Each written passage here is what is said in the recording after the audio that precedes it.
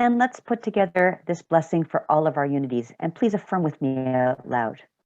Unity communities dwell in the midst of infinite abundance. The abundance of the universe is an infinite source and is always flowing. It flows through each one of us.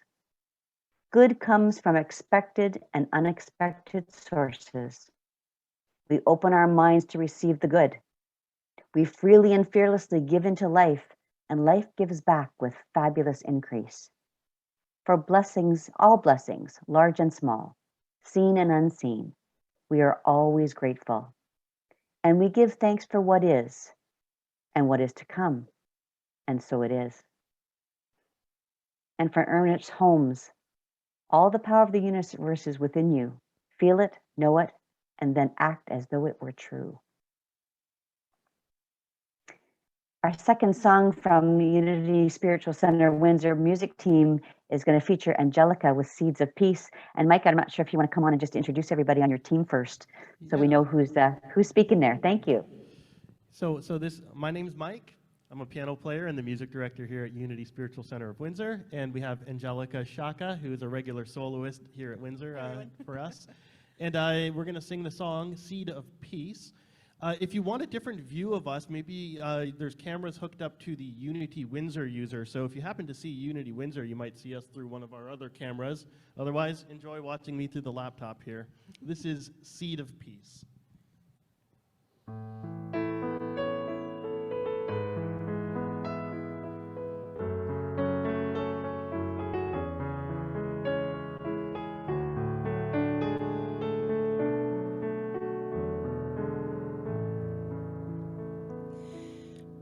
Starts as a tiny thought, a seed that's planted in my mind. And as it grows, its warmth I feel as the love of God through me begins to flow. It starts with me, a tiny seed, and radiates throughout the whole wide world. It starts with me, a seed of peace, and with it, think how bright this world would be.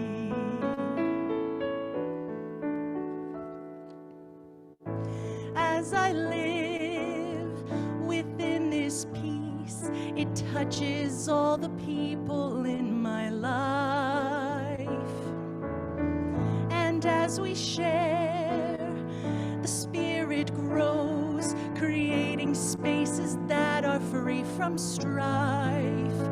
It starts with me, a tiny seed, and radiates throughout the whole wide world. It starts with me, this seed of peace, and with it, think how bright this world would be. Let's plant it now, this seed of peace, and send a thought to everyone we know. And as it grows, this seed of peace, let's visualize it spreading around the world.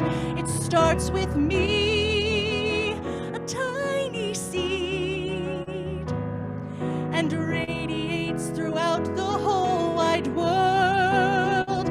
It starts with me, this seed of peace, and with it, think how bright this world would be.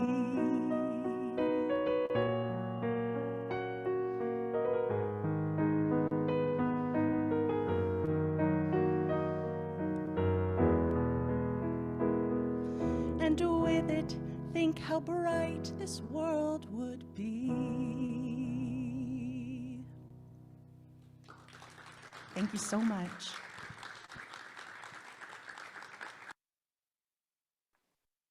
Thank you, Angelica. Thank you, Michael. That was beautiful. And what a wonderful introduction to our speaker today. Thank you so much. Our friend Reverend Janet Ellis is with us again today. This is the second of 3 talks in our series of our deeper dive for 2022 on nonviolent communication.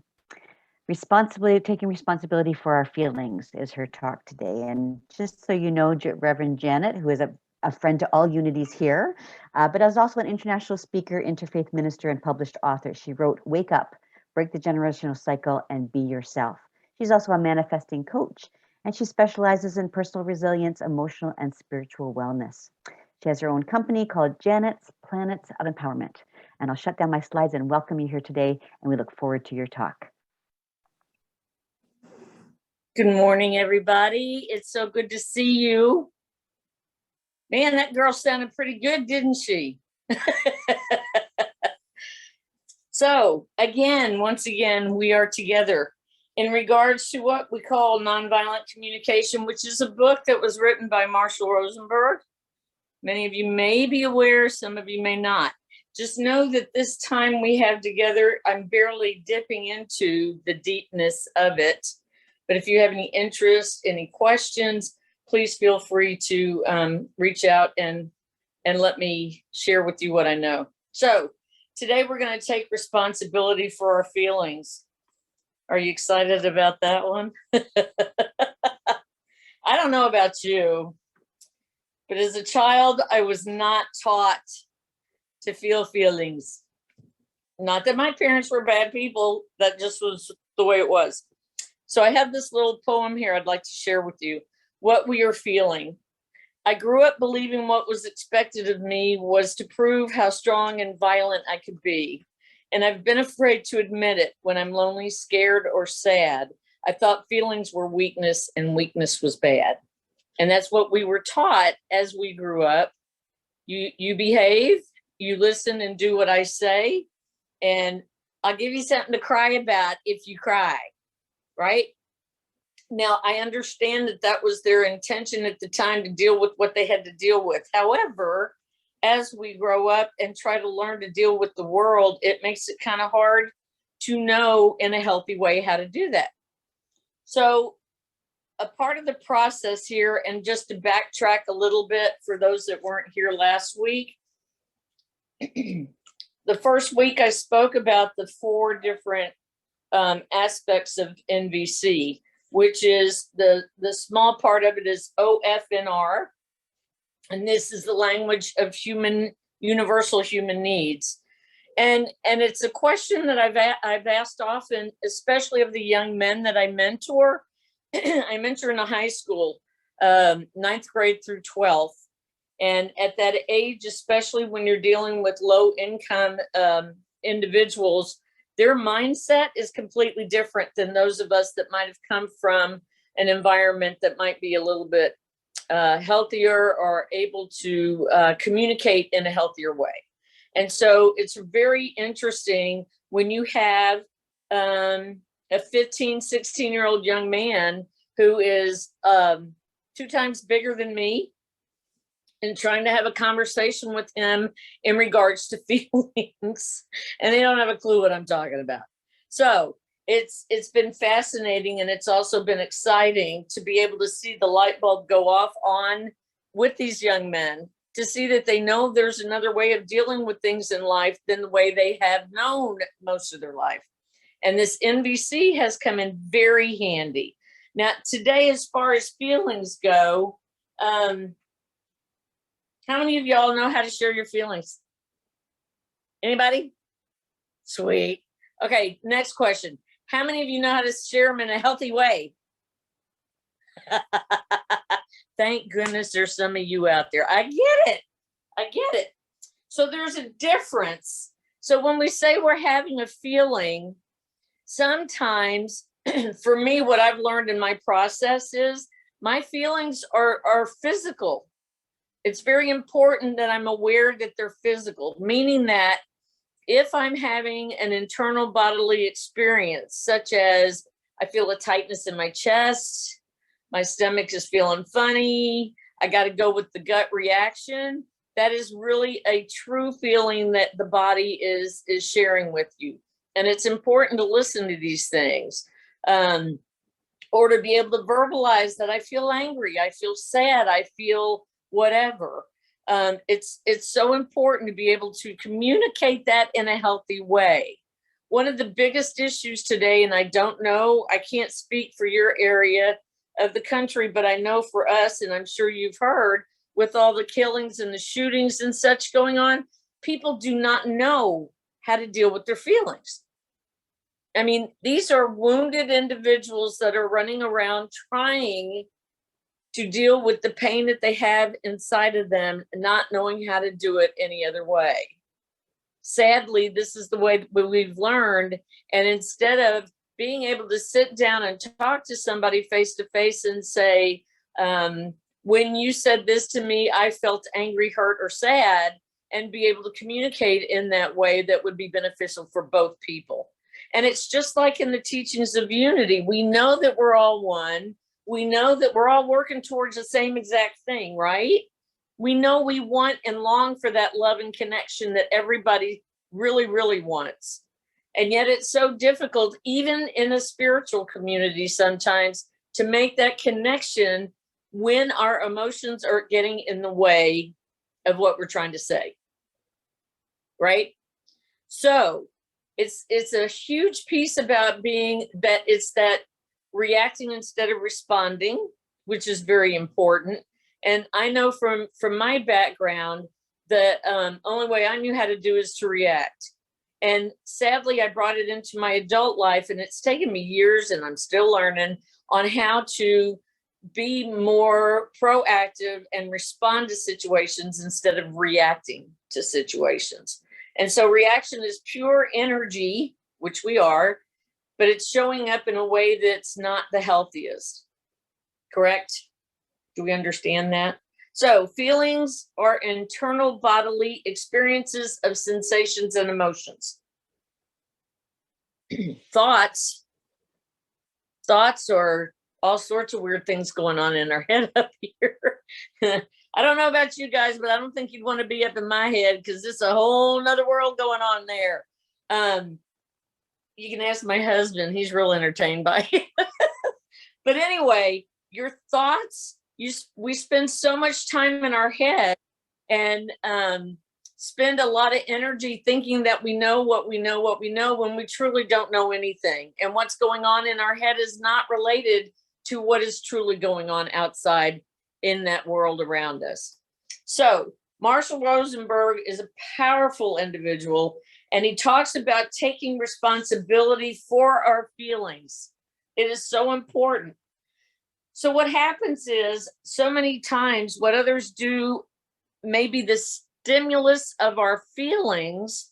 It may be the stimulus, but it's not necessarily the cause. Let me say that again. Others, what they do to us may be the stimulus of our feelings, but it is not the cause of what we're feeling. We are responsible for those feelings that we have. Most every feeling we are having is coming from a previous experience we have had that we have not yet dealt with, especially if it strikes you in a way that upsets you, hurts you, frustrates you, in all those different aspects. Sorry, guys, I'm trying to get adjusted here.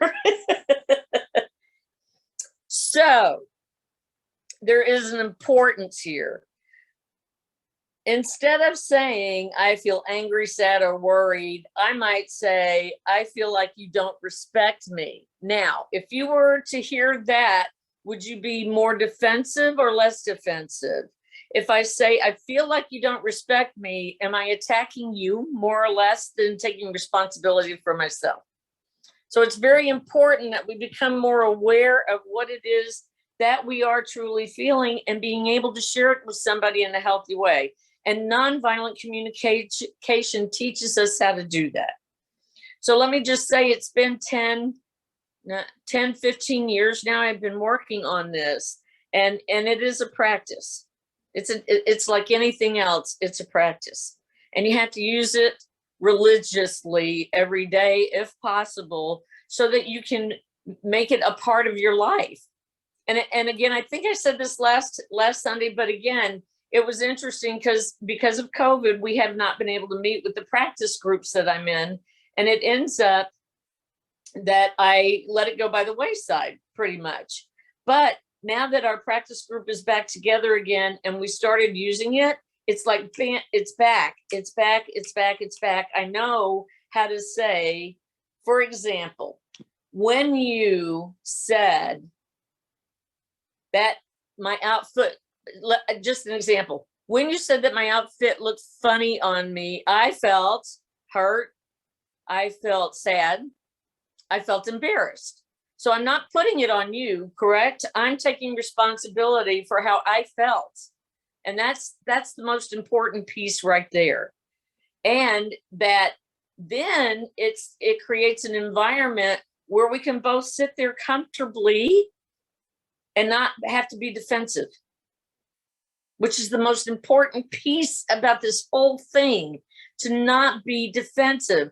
For us, again, as Unity teaches, we're all one, we're all working towards the same thing. It's all about the spirit, about the love, about the connection of one another, really, truly believing our whole hearts that we really do want the same thing. And when we are in a safe environment, when we are in a place of love and feeling safe, we will then be able to have our discussions openly, with our hearts open, with no defense mechanisms. And so to reiterate, I really like that nonviolent communication and unity do coincide together. It's real important. And it's one of the most profound experiences I have had in working on myself. So the language of universal human needs, there's empathy versus expression. So where's your focus of attention? A lot of times, if I'm empathetic, I know how to listen and focus my attention on the person that is talking, right? And that person is feeling heard. And that's so important.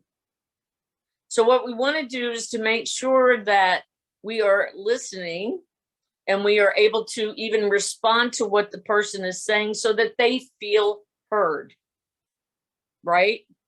Then there's the observation that versus evaluation. Observation is a sense of perception, meaning that it's the words we hear, the actions we see from our subjective frame of reference.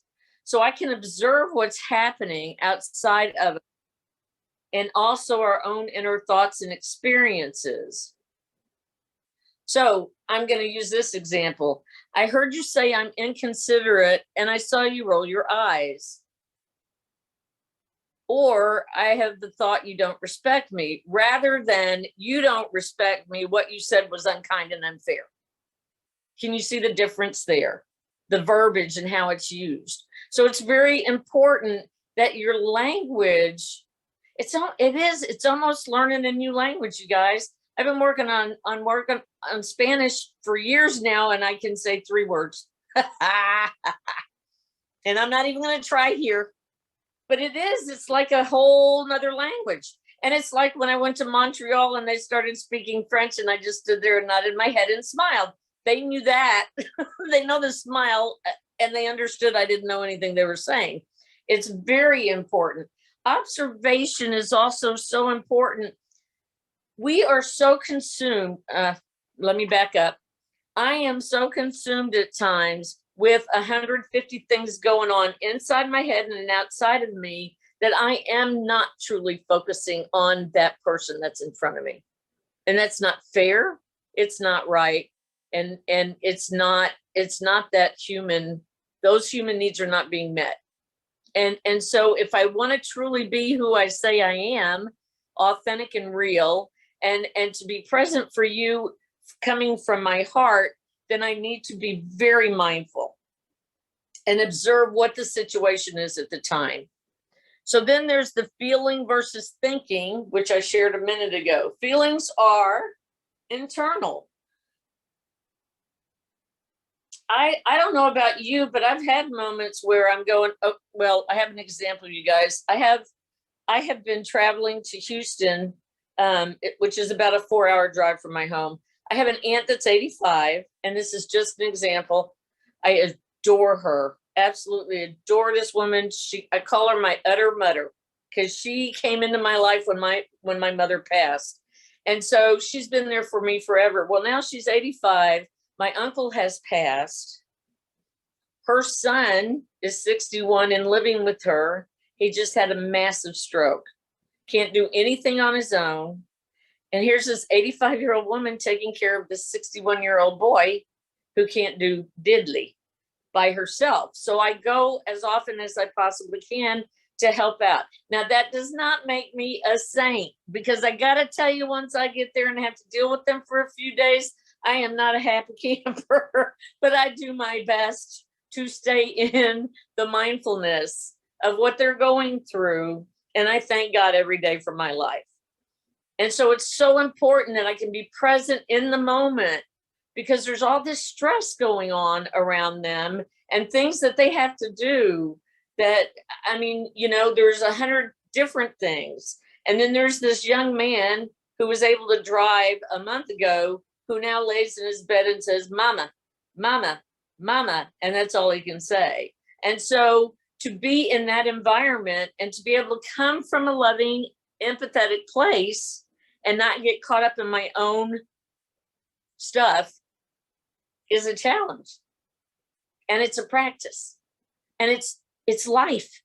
It's not just with them, it's with every human being we come in contact with, because we have no idea what's going on in their lives. We assume we know, but we don't.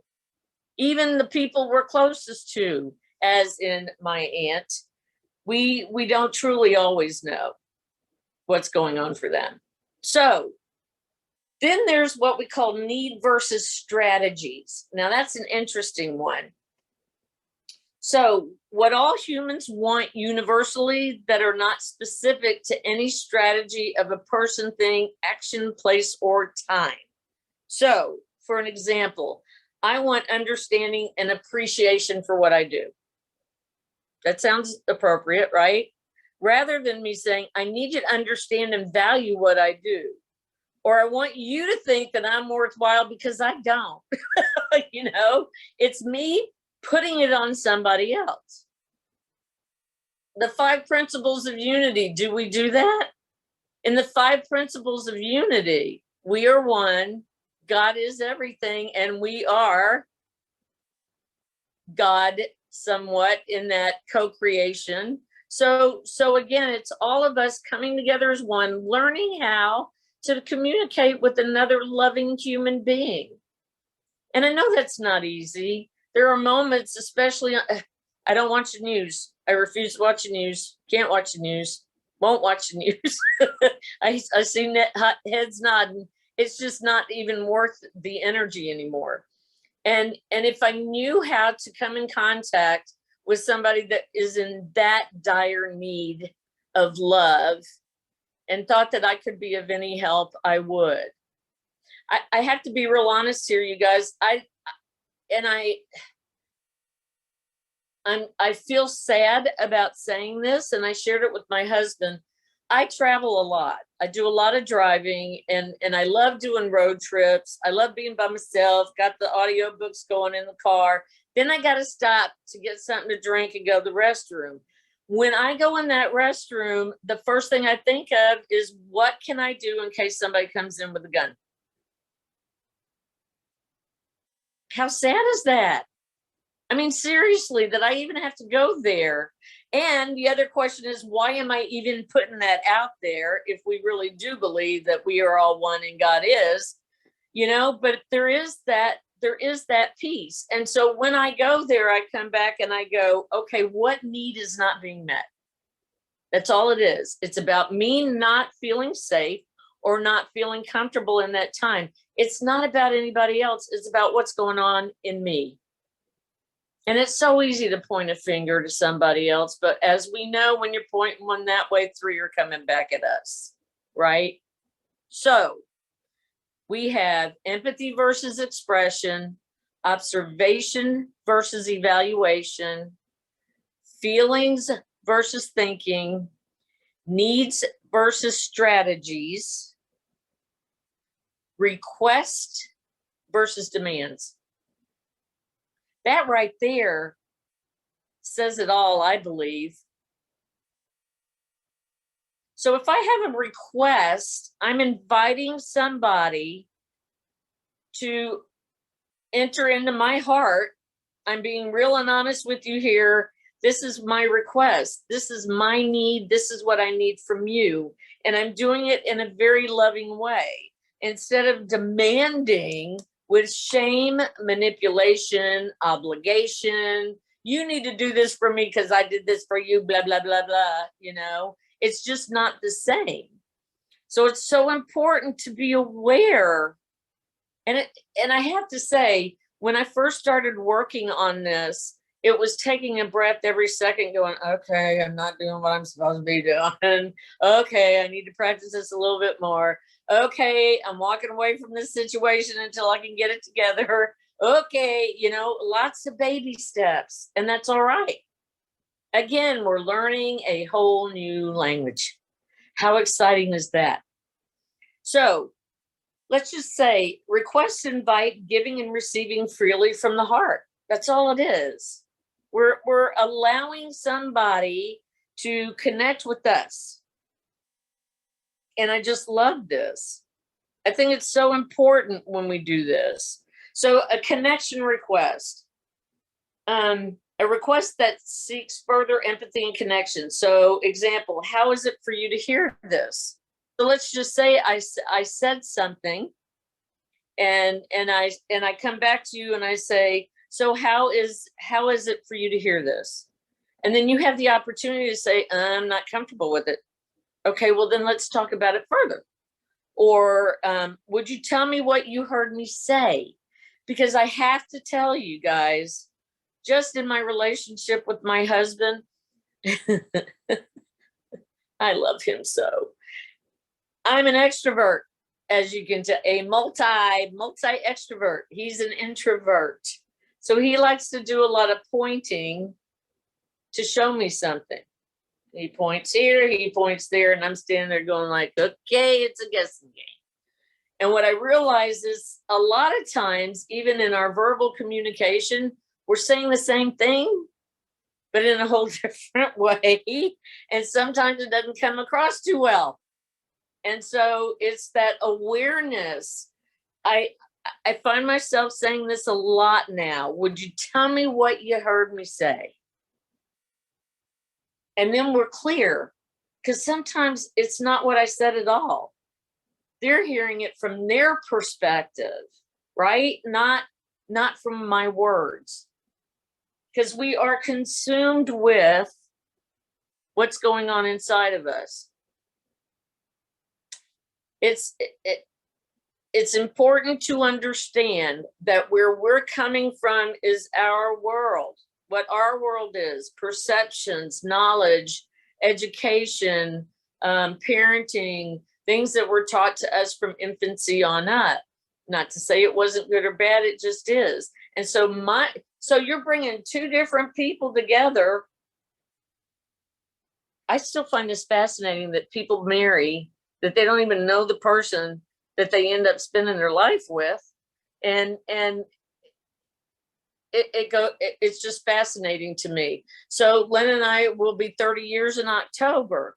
You could have knocked me over with the feather if I even thought I'd be married again, much less this long. So to say that it hasn't been a challenge and a wonderful experience is to say the least. But the prettiest thing about it is because he was willing to do the nonviolent communication. He's willing to help me with the workshops that I go to. Or I'll go to a workshop and I'll come home and I'll say, I need you as a guinea pig so that I can do this, right? And so we're able to work through it together, not gracefully all the time, but we do work through it together. So Request of yourself or another that involves specific actions to meet the needs of yourself or others. An example would be, would you tell me some things that you appreciate about me? And that's not trying to, you know, feed me because I'm insecure. It's a healthier way of saying it, rather than would you not be so negative and critical, right? It feels different, doesn't it? So, I love this language. I love the fact that we are all human. We all have needs, and it's up to us, each and every one of us, to take those steps to better our world, to better our little place in the world, so that we can spread that energy out, which will then want to spread. Then people see us interacting and they're going to want it, and they're going to spread it out, and they're going to want it, and they're going to spread it out. And I think the biggest thing for me is, like in the book that I wrote, it's about that habitual behavior that we have. We do things so automatically that we don't even know that we're doing them. I mean, when you learn to brush your teeth, do you even think about brushing your teeth anymore when you're brushing your teeth? If you're tying shoes, do you even think about what you're doing when you're tying your shoes? No, it's so habitual. I got one for you that drives me crazy. We're still singing the same lullabies to our kids today that they sang to them, gosh knows how long ago, right? I don't know about you guys, but the ring around the rosy pocket full of posies. Do you know that one? Do you know where it came from? Yes, a bunch of dying people that got to smelling so bad, so they'd pick posies and put them in their pockets so it wouldn't smell so bad. And we're still singing this to our children today. That's an example. I'm just saying. And that's one of many that we do. Rockabye Baby in the Treetop scared the living daylights out of me when I was younger. I'm not going in that tree. Please don't make me go in that tree. I don't want to go in that tree. Our communication is so important today. Our love of life, our love of sharing, our spiritual connections. I know Unity people are all about wanting to connect, wanting to share their love with each other, wanting to express the freedom that they feel, having learned and grown from what we've been taught. And it's so important. And even having been in a spiritual environment for so long, I can even get caught up in that. And I have all the words and I have all the knowledge, but the sharing of it is a whole different story. And I believe, again, I said that last week, what you see is what you get. The hypocrisy is driving me crazy. I want you to know that we as ministers are human beings. We make mistakes. We try not to, and we do as best as we can. And yes, we've been trained a little bit more, but we still are human beings. So on that note, nonviolent communication is a program. It is a process that would be very beneficial. We have groups that are training and teaching for the first time, for first timers. And then we have what we call the practice groups. And the practice group is when you've been involved for a while, and what you're doing now is you're bringing personal stuff in and you're practicing it on a weekly basis so that you can go back out into the world and use these tools in a way that's really beneficial. And so if anybody's interested, YouTube has Marshall Rosenberg talks on there. He has passed recently, but there is still a profound group of people that are out there doing his work. So when you're hearing a negative message, you have options on how you want to respond to it, not react to it, respond to it. Again, the stimulus, what others do might be the stimulus that gets you going. However, it's not the cause. We are the cause. Just know it. We may not want to accept it, but we are the cause. I am the cause of whatever's going on for me. I can blame another person and tell them they hurt my feelings and it's their fault. However, when it gets to the point that my life becomes consumed by that, they've moved on, they may be dead, and I'm still got it going on in my head, then it's about me. It's not about them at all. Does that make sense? So in order for that not to happen, NVC is amazing. There are 4 options for receiving negative messages, and the big one is blaming ourselves. That's a huge one. I don't know how much time you spend blaming yourself, but if I make a mistake, oh my goodness, again, you don't want to be up in here. You do not want to be up in here.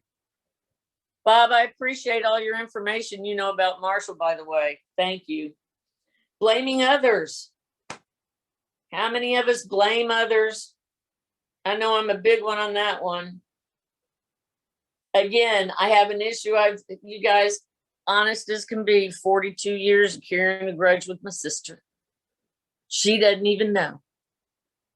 Isn't that great? She doesn't even know that she doesn't know that she doesn't know. But I'm having fun with it down at this end. Oh my goodness. But the interesting thing about that is I just had an awareness recently through this practice group. If I let go of that energy that I have, the grudge, then that means I have to grieve the loss. And I can't handle grieving anymore. I just can't. I'm just choosing not to do that at the moment. But first you have to have the awareness, which I just had. Second, I have to process that awareness and see where it fits for me. Third, I have to be willing to let go of it. And I'm not there yet, but I'm almost there. So just know it's a process. Okay, so blaming ourselves, blaming others. 3 is sensing our own feelings and needs.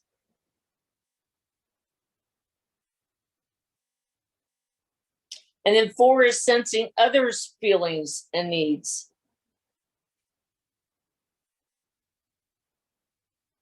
So I might just say, instead of an appropriate NVC, if I say, you disappointed me by not coming over last evening, am I blaming them? Yeah. So how would I say that differently? If you want to put it in the chat, please do. How could I say that in an NVC way? Instead of saying, you disappointed me by not coming over last evening, how could I say? And it could be, when you didn't come over last evening, I felt whatever it is that I felt. And again, you're taking responsibility for your part. It's very important that we wake up. As the book says, you need to wake up to your part of the responsibility in what's going on in this world. I'm not saying the whole world. Gosh knows we can't do that. But these baby steps, the baby steps that we take on a daily basis to help us become healthier, to help us feel freer, for us to be able to really, really embrace that spiritual love that we have for each other is the most important piece that we could even offer ourselves, humankind, or the world. And I'm very grateful, again, for being here with you guys.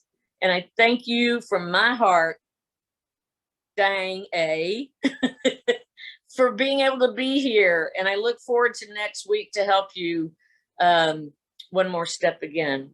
Thank you very much. I appreciate it. Namaste.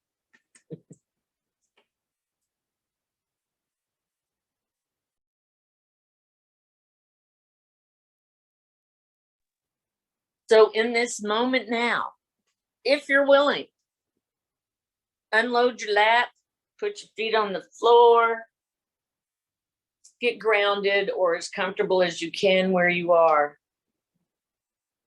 Again, if you're willing and trusting, close your eyes and take a deep breath. Inhale and release it fully. Let it go. Let it all go. Let it all go. Inhale one more time, deeply. Again, let it go.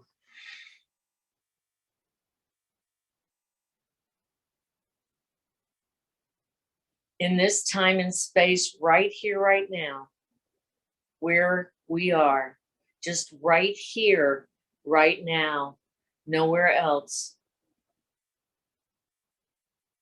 Feel the blessings, feel the gratitude, feel the oneness, feel the hope, feel the love for one another in this space right here, right now. We have 30 some odd people on this line right here, 30 some odd people who can each take a step out into the world today, breathing differently, seeing differently, loving differently, and spreading God's love and truth everywhere.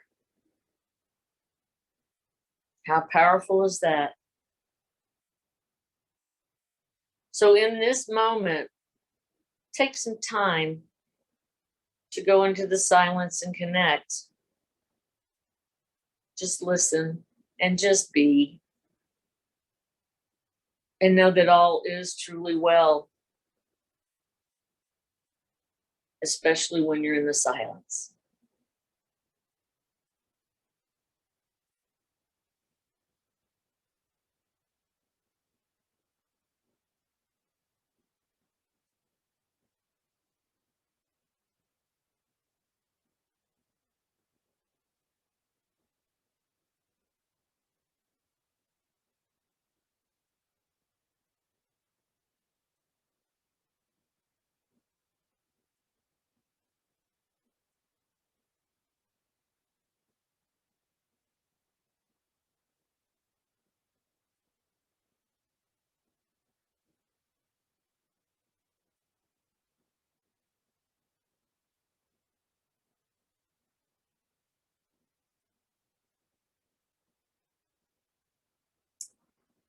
And take another deep breath.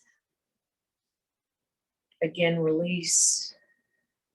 Wiggle your toes and your fingers. And when you're ready, open your eyes. And come back and be.